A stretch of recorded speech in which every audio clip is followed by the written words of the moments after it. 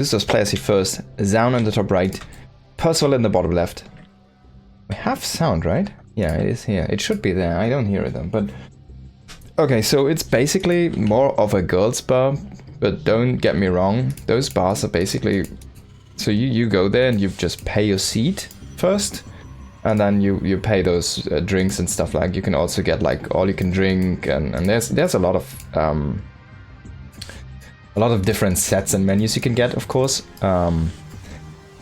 But the main thing is just you go there and you drink and talk, and then if you are working as a most of the time girl there, you will just get drinks for free from the people who come there. So you kind of have to be a drinker yourself to have a good stomach for alcohol, and they'll just treat you to drinks, and that's how you basically make money, right? So I'm like going there now as a guy now, of course, but I know the owner is a good friend, and she was like, all right, yeah, you can come work for a few days per week, and you can do other things as well. But I'm kind of treated the same as the girls right now. I'm just like talking to the customers and getting treated tons of drinks. So it's really crazy, man. The first day we had like champagne and whiskey and whatnot. It was really... Everybody was super done after that day. I had like 4 bottles of champagne. Those guys went really ham. Now Zoun is gonna block this for a tiny bit, but Percival already very good micro here on those SCVs actually. Not having that delayed as much. Is gonna throw down the factory here. This is a one racks expand basically into that factory follow up, and yeah, we'll have to wait and see if he goes into a quick third CC with this, or if he's gonna throw down his second gas here in a moment and then go into that starport follow-up before the third CC. But well, I don't know, man. I want to see that, basically, that TVZ build. He's not gonna bring it though. Utilize in TVP, right? I want to just see it sometime. Now Twilight on the way here. Of course. What could it be? Protoss feels a little bit limited. Even though Protoss seems to be very strong right now, it just does not feel flexible as it used to be in, like, I think Heart of the Swarm, maybe? Maybe Wings of Liberty. It felt way more flexible, right? It was always, which is it going to be? Is it going to be DTs? Is it going to be the Twilight with Blink? Is it going to be a charge all-in? Is it going to be the Robo with an all-in? Is it going to be Quick Colossus? Is it going to be Stargate opening? Is it going to be Stargate Robo? Is it, you know, there was so many openings. And now it's like, yeah, of course it's going to be Twilight. And it's got to, if it's got to be a Stargate in this matchup, it's going to be like, what? If it's going to be a Robo, it's also be, what? You know? Phoenix Colossus has been a mainstay for a long time in this matchup, but we haven't seen this used, like, anywhere in the past. Oh man, that's a great shot actually. Maybe you can get a couple here. That's good. That's the best you could have hoped for, but he still does not get the scout on the tech, so that's unfortunate. This was more of a scout than a... or should have been more of a scout. Oh, can he catch this adept? No, Zoun is on top of it. Gotta pull that one out. He does not get the adept here. He's trying to force it to shade. No, he doesn't quite get it. Now we do see a Raven here, and that's an interesting addition. I like to see that one, because I like Terran players roaming their own base against those observers, and keep that Raven alive, then throw it out for harassment and bring it back later. Or utilize it in a push. But if you're going to utilize it in a push, and if it's going to be against a Colossus opening, you always want to get that interference matrix, I feel like, because that's just so powerful. Why wouldn't you get it? It's cheap, it's fast, it's powerful. He's going to throw down that engineering bay. No, this is going to be those kind of +1 styles here. Wants to throw down a third base after that, most likely.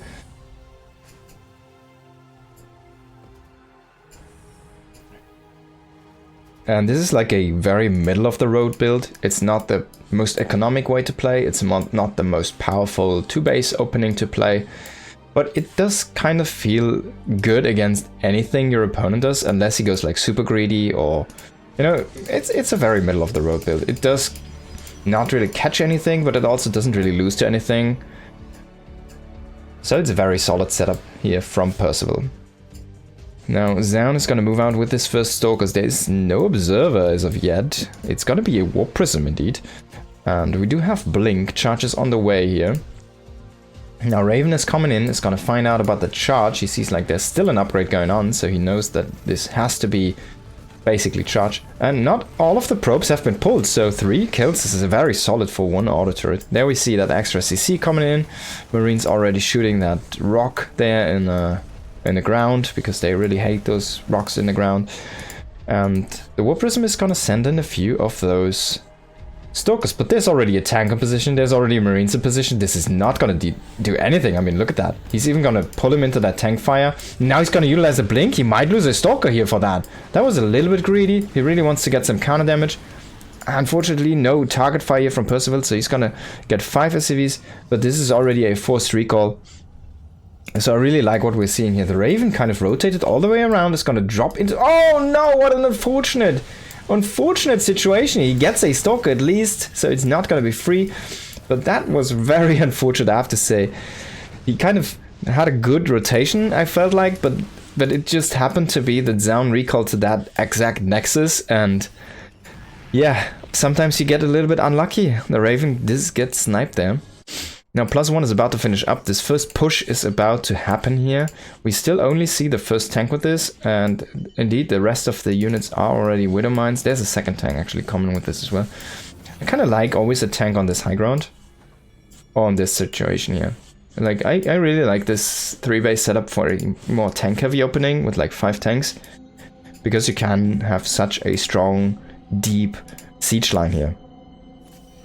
Now this is only designed to take us 3rd base for now. He's not gonna go ahead and just trade out units, but he will start to roam the map a little bit with these double medevacs and those Widow Mines. Now I feel strong enough to go out on the map. There's a Warp Prism still waiting in the bottom here, and he will find out about this base in the top. That's a good find. He will find, now of course he already knows about this 3rd base, and he's gonna shoot that sheer batteries, just gonna walk a little bit. Oh, he actually throws that as a scan. Can he catch this Warp Prism? He has a turret, but 1 turret is not gonna be enough. Stalker's trying to get some high value targets there in the medevacs, but good evacuation here by Percival. A nice punish. Is gonna get a couple Stalkers here for that error. And yeah, as I said, 1 turret is not gonna be enough. The Prism still has half health, but Vikings actually popping at the correct and perfect time here to just kill that one. A couple Zealots are though inside that main base, wreaking havoc. And we do have a few still running through the natural, running in the 3rd base. So in the end, a few SCVs do go down, but it's not that bad. I mean, 6 SCVs, you can kind of handle that. You have 3 CCs, you can just remake those. It's not... The Zealots were more like costly. It's not a positive trade here for Zoun at all. And it doesn't really give him any tempo. It did pull back the army here from Percival, so that's maybe something that helped him a little bit. But in the end, I mean, the push out is gonna happen. He's gonna snipe this Observer as well. That's a great scan here. Good catch. I feel like Percival is getting better and better every week we see him here. He's been playing for the past few weeks. Oh, can he catch that tank? No, unfortunately not. He's gonna lose that. That's actually a great pick here by Zoun. Is really on top of, like, oh my god. He's really on top of, like, picking off these high value targets there. Medivacs, tanks, with his Stalkers. So yeah, really good stuff here. There's a lot of Widow Mines though in this mix here. And Zealots again in that 3rd base. I'm gonna be clicked on those SCVs, but only catching 4 here. Oh, that one actually wanted to have that gas, actually. Yeah, it's really hammering that one down. Zoun has already a formidable army, and you need to have a more Viking heavy composition here as Percival. This is not going to be enough air units for him to try and break that army. It's only 4 Vikings. He's making those first 3 ghosts, so he's gonna have EMP plus his air force, but he needs to kind of get good engages. That's how this composition works. And this has got to be difficult against Zoun. Zoun has been looking to be just on point with all of his engagements so far. And I really like these random zealots. It's just like one zealot plus one zealots. They deal so much damage. And now he kind of catches Percival here, but that's some great Widowmine hits here on those zealots. Now, can Percival defend this position, or can Zoun break him? Percival definitely needs that air support. Where are the Vikings? Vikings coming in now. Ghosts coming in now as well. We need some EMPs on that army. First EMP is gonna land here, hit that sentry. So there's no Guardian Shield anymore until, yeah, once the first one did deplete here. He needs to target those Vikings though on the Colossi that are actually low here. He needs to... He's shooting all of the shields, but he's not really killing the Colossi, and he's just losing so many units. He's bleeding out most of his units here. He needs to get more of those Marauders into the mix. There is no Immortals in this mix from our Protoss player, but maybe he can just break Percival here. Now, Percival needs to hold that space. If he loses the space, man, he's potentially gonna lose the game, because we already see that extra Nexus being up here for Zoun. Oh, random Widowmine is gonna catch the Warp Prism. That's a great hit. So the Warp Prism is super low for any follow-up here. He could even sneak around a Viking. He didn't know that it happened. He, of course, had vision on that one. So if he just sneaks around a Viking, that would be great. We do see a Sentry Reinforce here for the Guardian Shield. The Zoun is really on top of that. Extra armor here for his army. He's just going into those melee upgrades, utilizing the Sentry armor for his extra armor there. And yeah, Zealots in that third base. Percival cannot get to his third, but if he can snipe these Colossi, this army is immediately gonna be so much weaker. But they already have dealt their damage. Look at that, 13 kills on that last one. It's still standing. A Disruptor is gonna hit a couple units. That's actually expensive there with a Ghost inside as well. This bunker was not filled up, and 24 SCVs did fall in this battle here. Can he at least get all of the expensive units from the Protoss player? He does delete everything but 3 Stalkers basically. But there's so many Zealots, man. Even if you delete all of the expensive units, you still need to kill those Zealots. He needs to raise the depots. Ah, he doesn't get it in time. Now he's gonna stand on top of the ramp. Can he make this fight happen here? There's so many health bars, I don't see what's going on. But the Zealots need to be reinforced here. And he's gonna pull some SCVs to mass repair the supply depot. I'm not sure how well that is of a move there. But we do see Disruptors coming in again. Can he hit something that's of value? Or will he hit his own Zealots? He gets a Widowmine there, so... But this is a slow death here. Basically, we do see another 15 SCVs die. Vikings landing now. And that low Warp Prism, it's still reinforcing everything there from the top. Now, once these Vikings start shoot at those Stalkers, this fight is gonna swing so fast. But that one Disruptor, oh my god, he snipes the Disruptor. Very nice here. Nice done by Percival. But still, in the end, this just might not be enough. We do see another round of Zealots. One Viking to lift. Oh, can he get those Zealots? No, he does get most of them, but not all of them. And in the end, man, those reinforcements, and look at the money, that's the big issue. If we look at the income, if we see the income, it's terrible here. He does still have a kind of reasonable supply, but the big issue is those 70 workers are still mining for Zoun, and uncontested. GG is going to be called here. A great game here. Really well played by Zoun. You can really see how powerful he is currently. I have to blow my nose here, give me a second please.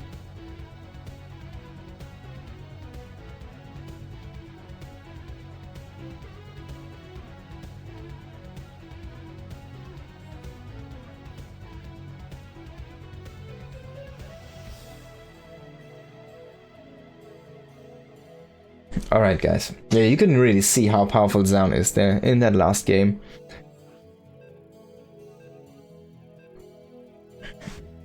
So really well played by our Protoss player. Next map is going to be Ley Lines.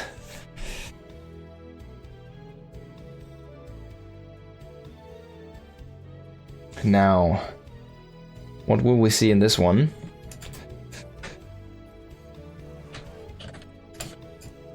In the bottom left we do have Zoun, and the top right it is Percival.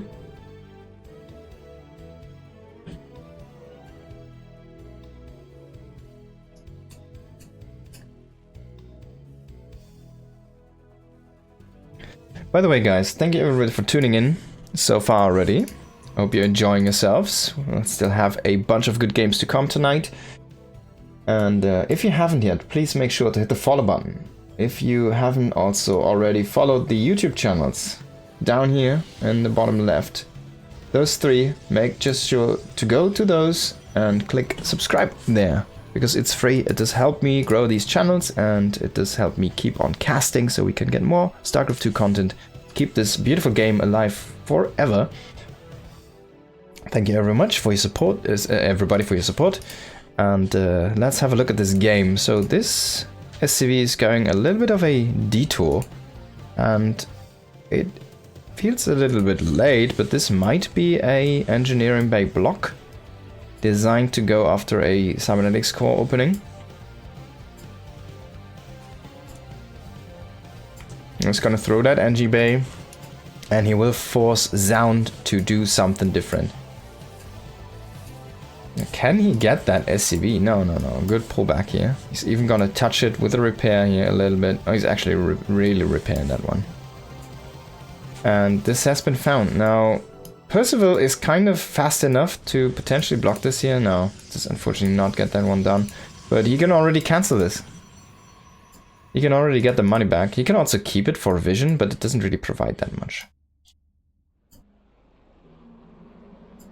I think he's gonna cancel that very soon, once he wants to set up his own command center. There we go, cancelled it happen. He's gonna try to get the probe, but the probe to sneak away to the side. The Marine is a little bit too slow to react here. A good juke and jiving there by Zoun does keep his probe alive. And there's no command center yet with this. Now this SCV is gonna make the command center as we do hit the 400 minerals. And this guy should get back to mining before he gets caught by this adept. Now he did force the third base to be taken. That means you can utilize a Hellion opening. He already had actually a very good Hellion run in with that last game, but he's gonna go into a Cyclone. Ooh, Cyclone. Alright. Now, what does he want to do with that Cyclone? He only has one Marine so far against this Adept. It's not going to be nice here for him. But the Adept wants to be greedy, wants to get that SCV first. SCV is running here very nicely. And we do see the extra Marines pop in here now for Percival, but he's going to lose that SCV. And he might lose a Marine. But he does get a little bit of damage there on that Adept. Good delay. But it also meant the Adept never really got that follow-up scout, so he doesn't know that there's an attack lab on this factory. Excuse me, guys, I've been only talking Japanese the past weekends, last few days here. Now, one Cyclone, what does he want to do with one Cyclone? He's going into tanks, he's going into a starport. This guy's just going aggressive. He just wants to trade out for his Stalker. Well, that wasn't really what he was looking for. He's gonna try and poke this, but I mean, nice pullbacks here from Zoun. It's not really letting any damage happen, so I'm not sure.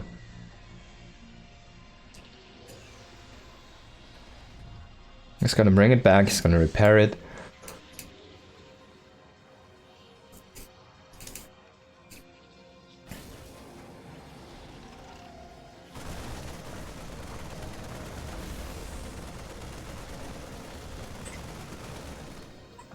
By the way, I like how Percival is always using only the Marines to kill these rocks. So whenever, if there is something that is moving into that tank range, he will have that shot available to him.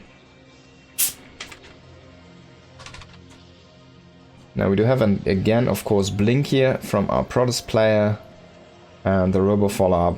Very solid standard macro opening for all Protoss, but we already saw how Zoun likes to play. Once he has the map control, he just comes into your face, throws in zealots everywhere, and just tries to break you basically. And he keeps on expanding behind this. He plays a little bit like Zerg players like to play in Brood War days. Once they have the map control, to just grab everything, and they keep on piling up the pressure. So I really like his style. Very aggressive, even though it is macro focused.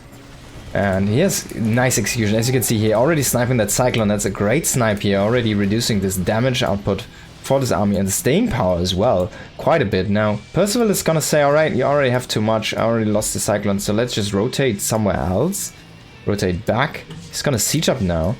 And he hopes Zoun does not notices this and just runs into the siege tank fire, and he does get a couple good shots here. A Viking landing, common, to assist this force. Now Zoun again, trying to come in, only sniping a few Marines here, but he loses some of his Stalkers. And now this is a 3-tank setup. We do have the Observer though, envisioning all of this, and Medivac is trying to find some information. Oh my god, he should have noticed. Oh, there's an Observer. He's gonna grab these 2 tanks, gonna push them a bit forward, and he will set up this position. We do see a tiny force here that's kind of designed to break tanks specifically fast. He's gonna run in with those Zealots with the charge, and then he's gonna bring the Immortal to break the tanks. Can he still defend this position, or is Zoun gonna be able to break him? I think the surround is just too strong here, and Percival needs to evacuate, but if he loses the Medivac, maybe he can just trade this. Maybe Zoun is a little bit too greedy. I mean, all of the units now do die, but that looked a little bit scary there for a second. So in the end, I still like this breakout for Zoun. He didn't really lose that many expensive units. 7 Stalkers is quite expensive, but as we can see, 3 tanks, a Cyclone, a Viking, and 22 Marines. I think you are happy to trade 7 Stalkers for that one. Now, Mass Repair should keep the tank alive. Unfortunately, not for the second volley though, and maybe, oh my god, second Immortal even joining in here. Maybe Zoun can just break him. Yeah, GG. That was a little bit too much. Too many units did get killed off here for our Terran player, and Zoun is gonna break him.